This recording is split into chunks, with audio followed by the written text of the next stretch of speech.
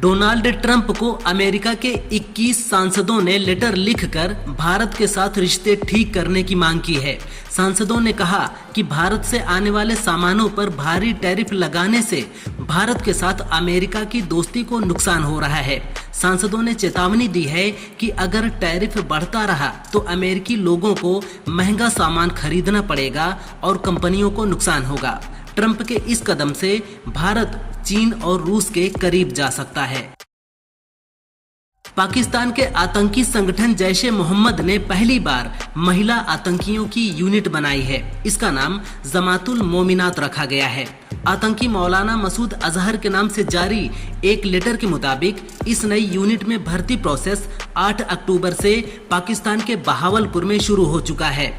इस यूनिट की कमान मसूद अजहर की बहन सादिया संभालेगी। सादिया का पति यूसुफ 7 मई को ऑपरेशन सिंदूर के दौरान मारा गया था। भारत दौरे पर आए ब्रिटिश पीएम कीर स्टारमर ने पीएम मोदी से मुलाकात के बाद उनकी खूब तारीफ की है। पीएम स्टारमर ने कहा, आपका विकसित भारत का लक्ष्य 2047 तक इसे एक पूर्ण विकसित देश बनाना है। जब से मैं यहाँ आया हूँ मैंने जो कुछ भी देखा है वह मेरे लिए इस बात का पूर्ण प्रमाण है कि आप इसमें सफलता की राह पर हैं। हम इस यात्रा में भागीदार बनना चाहते हैं।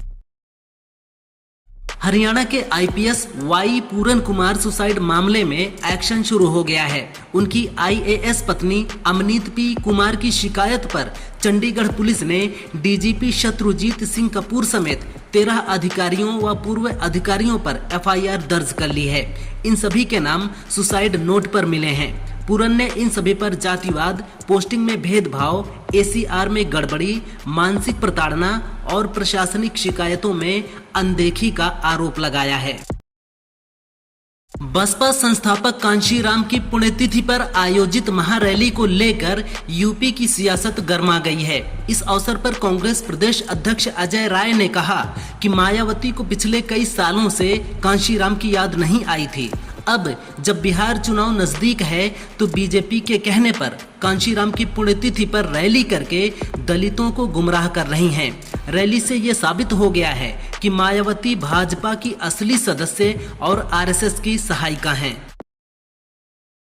लखनऊ यूनिवर्सिटी के लॉ फैकल्टी द्वारा मिशन शक्ति के तहत किए गए सर्वेक्षण में 78.7% महिलाओं ने विवाह की कानूनी उम्र 18 से बढ़ाकर 21 साल करने का समर्थन किया है। सर्वे में 1000 शहरी, अर्ध शहरी और ग्रामीण महिलाओं की राय ली गई। अविवाहित महिलाओं में 79.6% और विवाहित महिलाओं में 75.8% ने समर्थन किया। 68.8% महिलाओं का मानना है कि इससे लड़कियों को उच्च शिक्षा के बेहतर अवसर मिलेंगे। इटली की प्रधानमंत्री जॉर्जिया मेलोनी पूरे देश में बुर्का और नकाब पर बैन लगाने की तैयारी में है। मेलोनी की पार्टी ने मुस्लिम समुदाय की महिलाओं को सभी सार्वजनिक स्थानों पर बुर्का और नकाब से चेहरे व शरीर को ढकने पर बैन लगाने के लिए संसद में बिल पेश किया है। इस प्रस्तावित बिल में नियम का उल्लंघन करने वालों पर करीब 5 लाख तक भारी जुर्माना लगाने का प्रावधान भी किया गया है। अफगानी विदेश मंत्री आमिर खान मुत्ताकी भारत दौरे पर हैं। इस बीच मांग उठी है कि Bharat Islamic Emirates of Afghanistan यानी IEA को मान्यता दे। कतर में अफगानिस्तान के राजदूत सुहेल शाहीन ने कहा, हमें उम्मीद है कि हमारे विदेश मंत्री की भारत यात्रा से दोनों देशों के बीच संबंधों का नया दौर शुरू होगा। अब समय आ गया है कि दोनों देशों का नेतृत्व IEA सरकार को मान्यता देकर विभिन्न क्षेत्रों में संबंधों का प्रसार करें।